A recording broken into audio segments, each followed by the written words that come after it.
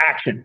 All right, Andy, let's get into it. Let's do a little Q&A for the people, by the people, by the way. These questions have come up from both consumers and agents. Little Q&A regarding the NAR settlement that happened last week. I'm Brandon Stovall, real estate agent here at Compass, the Oldham Group in the Bay Area with my partner, Andy. And Andy, you want to tell them a little bit about yourself and your qualifications here and why you have a say so other than just some random agent, random dude who's talking here. Sure. Well, I'm the old guy on the team. So I've been at There's this. One. Yeah, there's one. No, so I've been at this since 1988 in residential real estate. I started off as a real estate attorney litigator representing homeowners and buyers and sellers and brokerages and title companies, starting in 1989. And also, I've been a class action attorney. So one of the plaintiff's attorney in this firm is a really reputable, terrific class action firm. And I've acted as co-counsel with them on several class actions involving residential real estate. And then we've had our real estate team, Brandon, for a long time and represented buyers and sellers as in the agent capacity for many years as well. So in a sense, I've had my feet in both worlds. I've had my feet in the class action world and in the agent world.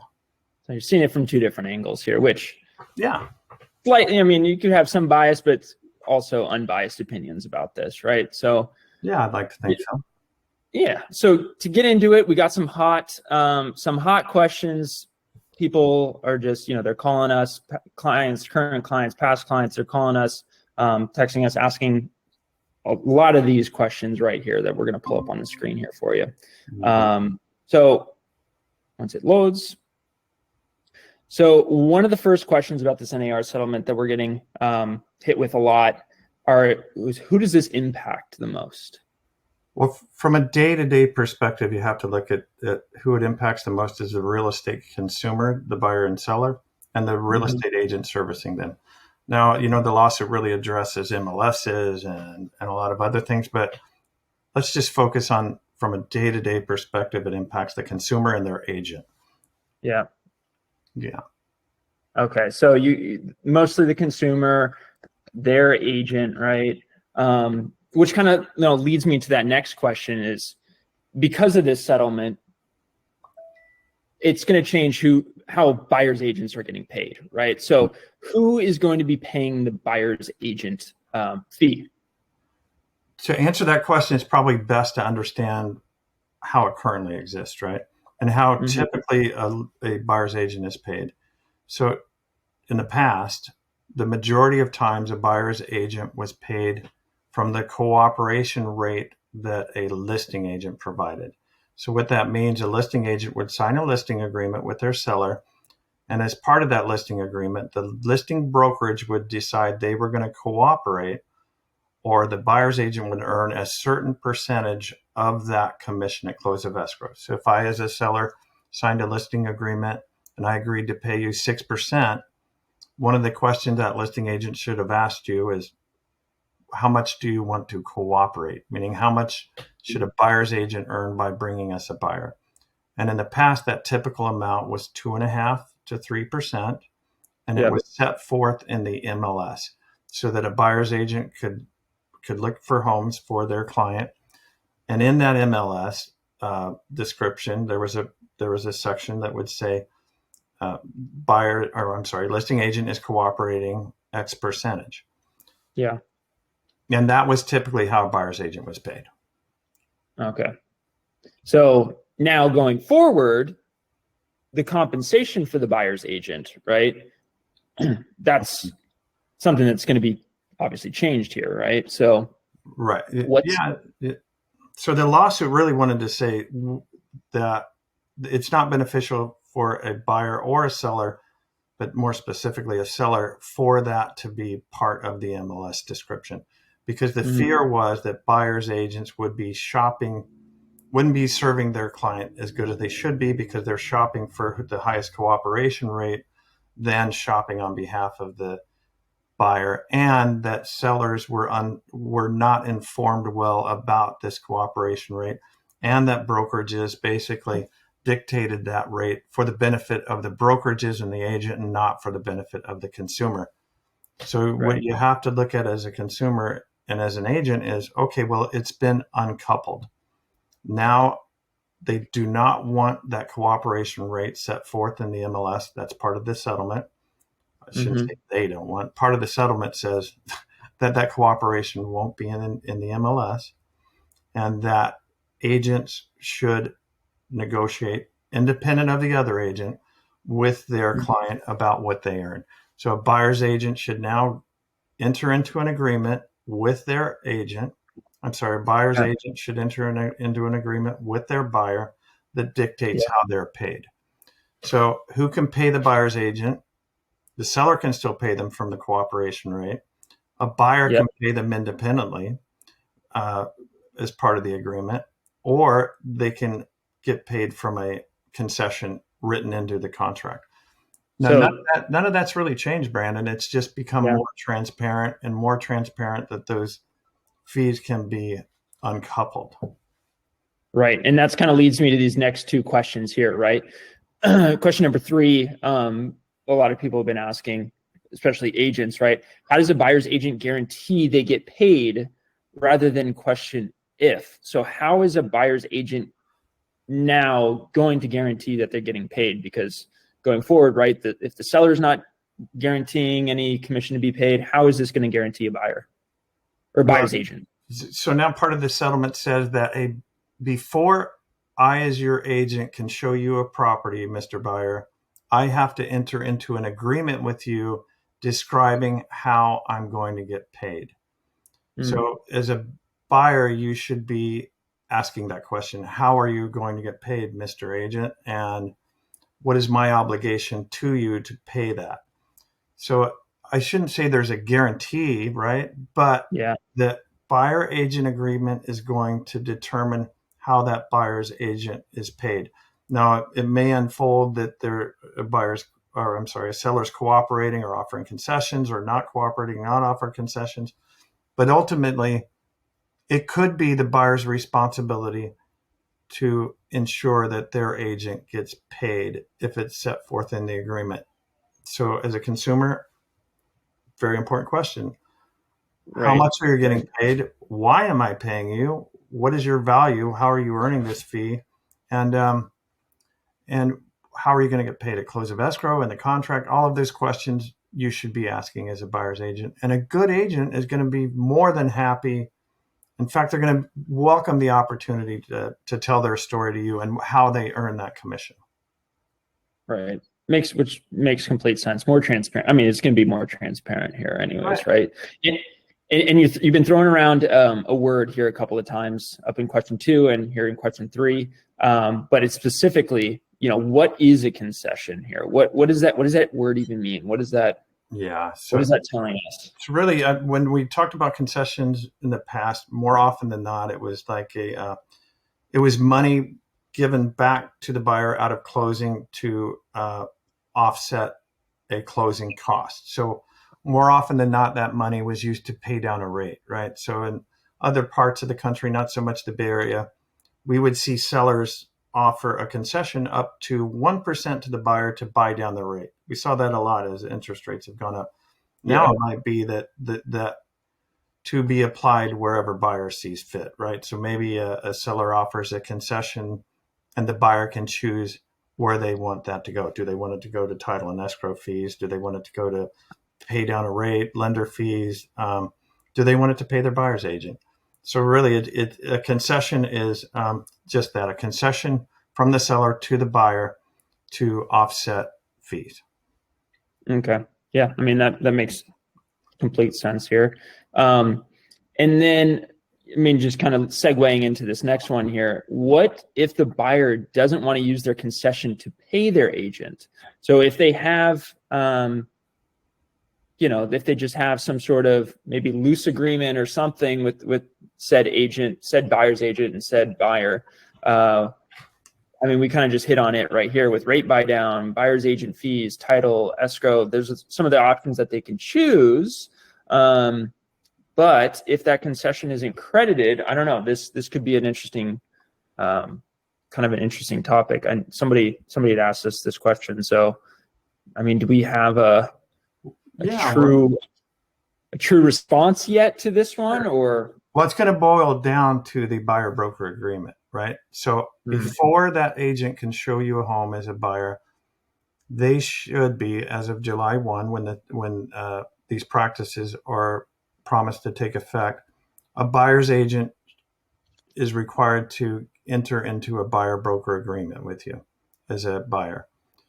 Now, the terms of that agreement are going to set forth how they're going to get paid. And it could, when the time comes to negotiate for your home, those are one of the questions you should ask. Is the seller offering a concession? How are you going to get paid out of this transaction, Mr. Buyer? Where should we write the offer? And then that buyer's agent is going to have a really good conversation with you about how to present an offer that's going to satisfy any buyer broker agreement you have, and hopefully is competitive enough to win the home. So you don't have to pay the or you don't have to use the concession to pay the agent. In fact, you should be using the concession to benefit you as a consumer the most. But you also have to keep in mind that you have entered into a buyer broker agreement that impacts your efforts to pay your agent, right?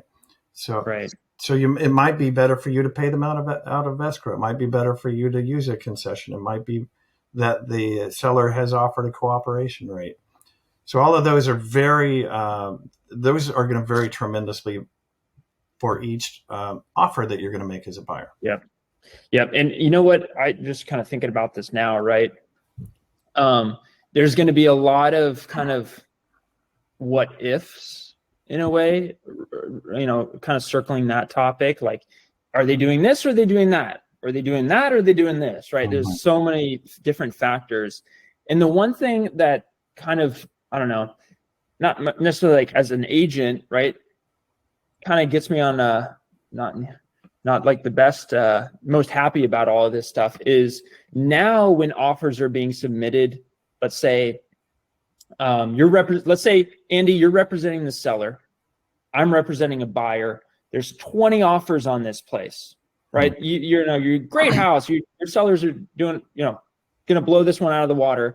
20 offers are submitted. I'm one of those buyers.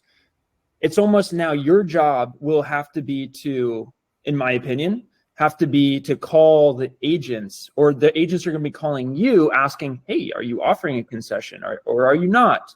And now you as the listing agent are almost going to now have to negotiate with all those about how they're getting paid, right? So, well, I guess that depends, right? It depends at the very outset. What is best for you? If you're a listing agent, what is best for your client? And how are you going to do a great job, and how are you going to get paid as a listing agent? So ideally, what you want to do is to eliminate all of those questions from a buyer's agent, and you want to get the highest and best price for your client. So if I have a great property on the peninsula and it's going to attract 20 offers, when those offers come in my perfect world, I would be able to tell those buyer's agent, yeah, we're cooperating 2.5% or 3%. Sure. Bring me your best offer. If my seller has decided that they're not going to cooperate, well, then those buyer's agents are going to start to ask those questions. Okay, how is my client going to pay me? And what that will be part of the negotiation. And that seller may say, I don't care how you're getting paid. You figure that out yourself. Yeah. Or they might say, you know what? I think it's in my best interest to offer this cooperation because I will be able to get a better price. And I, as your listing agent, I represent you as a seller. My duty of loyalty and my fiduciary duty is to you. I'm going to do the best I can to get you the highest and best price for your home. So when I get those offers, I'm going to do a net sheet for every single one of those offers, and we're going to talk about what that means to your bottom line. Yep. And I think that's a good thing. I think this transparency and all of this discussion about how those agents are getting paid is going to benefit the consumer ultimately. And the agents that are capable to have good discussions about these things are going to win.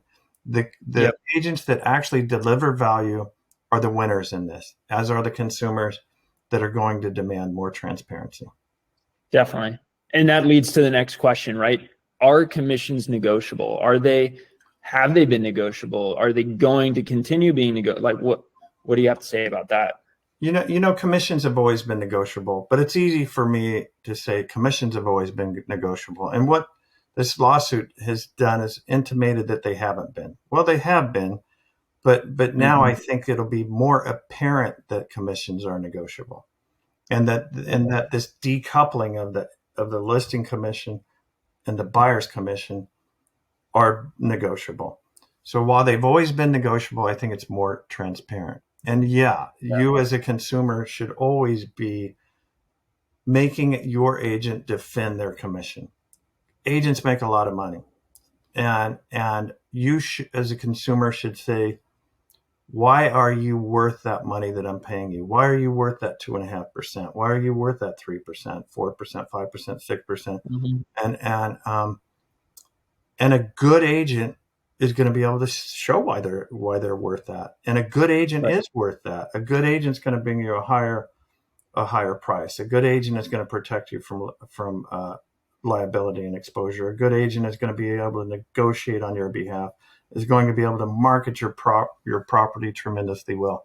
And they're going to enhance the price of your home and enhance the protection that you have, and ease the stress of that transaction in a very valuable way. But ask them how. Totally. And the if you're just a door opener, right, you're unfortunately, right, like you got to if that's what you're looking for as an agent or as a consumer, is just being a door opener. If you're a buyer, maybe you don't have the value, right? Maybe if you're a door opener agent, you don't have a truly maybe a place in the market, some could say, or just value in general. So it all depends. Whatever your service you're providing, you have to be able to be, one, if not one of the best, right? So yeah, and for us at the Oldham Group, we are well equipped and we can defend our value all day. And so I, for one, welcome the opportunity to tell our story about why we are the right choice and how we earn our commission. So, for me, I think that's great. I think this lawsuit is a wonderful thing in that we as agents and brokers get to tell our story as to why we earn the commission. And if your agent isn't capable of telling that story and of telling and defending their value, then it's not the right agent, right? So, 100%. Completely agree. So how is this going to affect transactions going forward? Is it going to be new, different paperwork? I mean, we kind of already went over the up above the buyer broker agreement. But is there going to be different paperwork? Is there going to be different, what do you have to think about that? Like, what would you have to say? And this is one of those wild cards out there that concern a lot of agents. And this is where how is the actual nuts and bolts of a transaction going to change going forward? How is it going to impact lenders? How is it going to impact VA buyers and FHA buyers? How's it going to impact title and escrow? So there's a lot of things that we just don't know. But from what we do know is that it's going to affect the transaction, and that the buyer broker agreement is going to become a very important part of the transaction. It's always been there, and many agents and in some states it's always been required. Not always, but it's been required for some time. So the buyer broker agreement, I think, is going to be the thing that we see in the Bay Area that it impacts the transaction the most.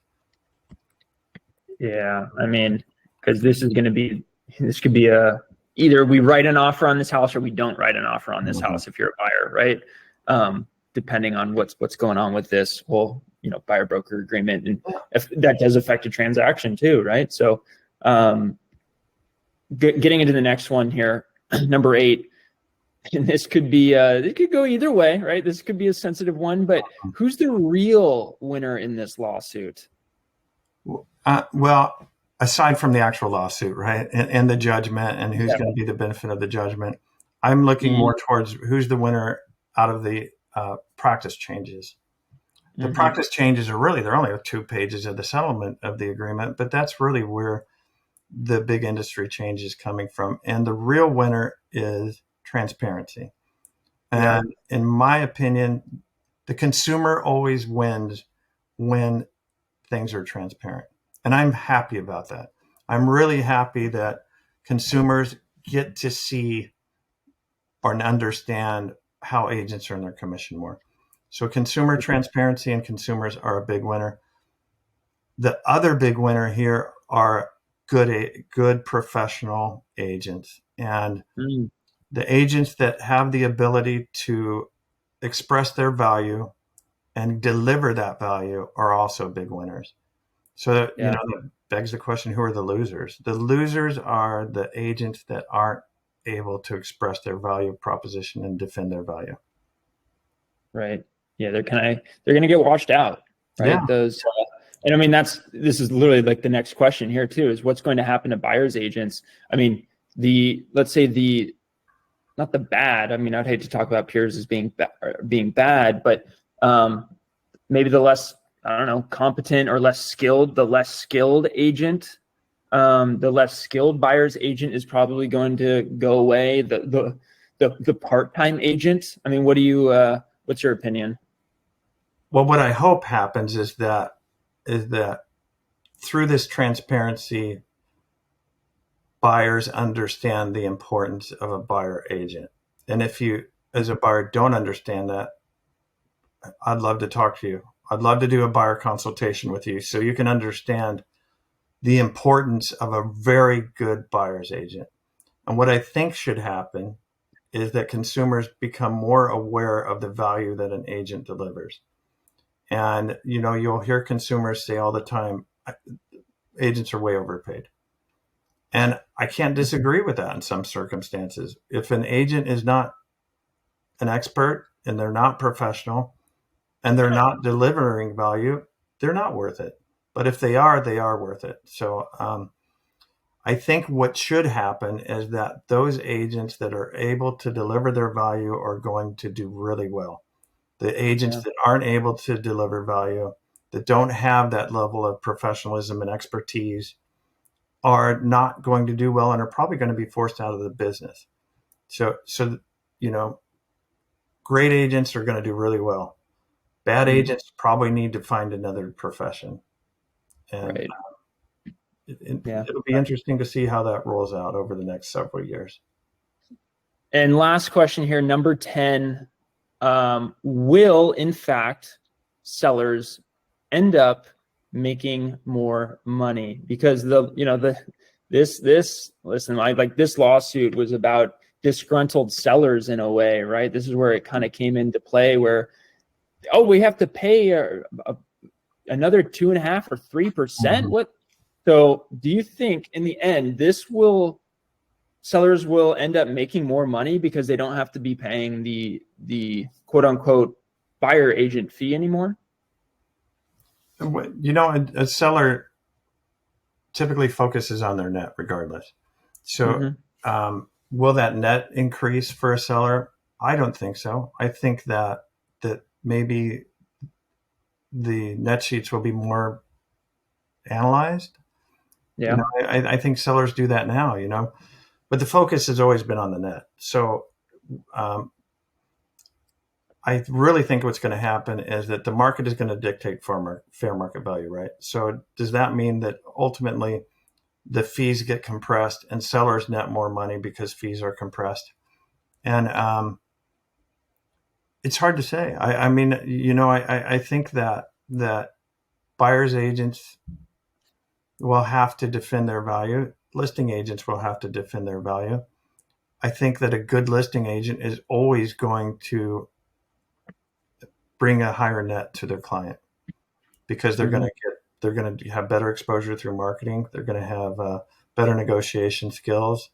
So, and those agents are going to deserve the money that they're paid. They earn that 5-6%, or 2.5-3% if there's no cooperation. So I guess that's a long answer to say I don't think so. I think their net's going to be there's going to be the same, but I think that a good agent is going to increase their net. Does that make sense to you, Brandon? Where, Yeah. a good agent is going to give them a higher net than a bad agent.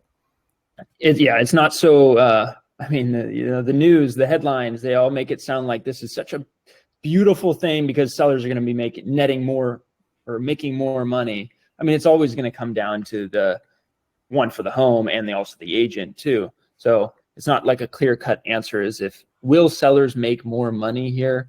There's so much goes into a seller making more money.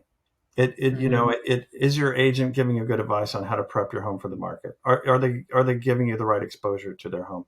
Are they bringing in the most amount of buyers that are going to compete amongst themselves? So in the Bay Area, what our job is to do for a seller is to market their home well so that they get multiple offers, so they get great exposure, so as many buyers as possible are making an offer on their home. And in the Bay Area, agents that do that find that their house is in a bidding war, right? And and the agents that don't do that they're not netting their client the amount of money they should. Yeah. I mean, yeah, exactly. Long-winded answer, right? If you have a great agent, they're going to be netting you the most money regardless. So, I would take their advice, right? If they're telling you this route is better or that route is better, concessions are better or not doing that, whatever it is, right? If you've got a great agent working for you, I'm sure they're going to point you in the right direction in whatever market you're in, right? Because the Bay Area market's completely different than, Wichita, right? Like it's completely different on how operations are even if you go down to, let's say, LA, right? Los Angeles, they do it completely different than up here in the San Francisco Bay Area. So really dependent on what market you're in. Yeah. So as a seller, focus on your net. Ask your agent, how can I achieve the highest net possible? That agent might say, first of all, we got to prep your home and we've got to do these repairs. Second of all, I want to market it this way. Ask them how they're going to market it. What tools and resources are they going to use to market their home? One of them might be, I think that we should cooperate 2.5%, 3%, because ultimately that's going to get us the most exposure and deliver the most buyers to our house. And that's where you have to have that discussion. And it always should be the net. And oftentimes when we do that, we'll do like a multiple scenario net sheet, right? If you do X, we think you'll get Y. If you do this, you're going to get that, right? So it's really, okay, what are my options? What do you think I should do? How much do you think this will change my net? And that's what a good listing strategy should be. Totally. Well, I mean, 100%. So these are 10 questions that we currently have. Kind of went through it, answered it. I'm sure there's going to be a lot more that we get from just people across the board. So we may have to jump on here in maybe a couple of weeks or next week. I mean, who knows? Next week, this whole thing's really happened in less than a week. So we'll probably jump on, maybe do a part 2 to this. If there's different questions, jump on and then go through it, get them answered, get them up here, let the people know. And then if you guys obviously have any questions, drop them in the comments. We'll jump in there and kind of go through it. Right on. Cool. Awesome. Well, thanks so much, Andy, for jumping on here. Thank you, Brandon. And let's get to work.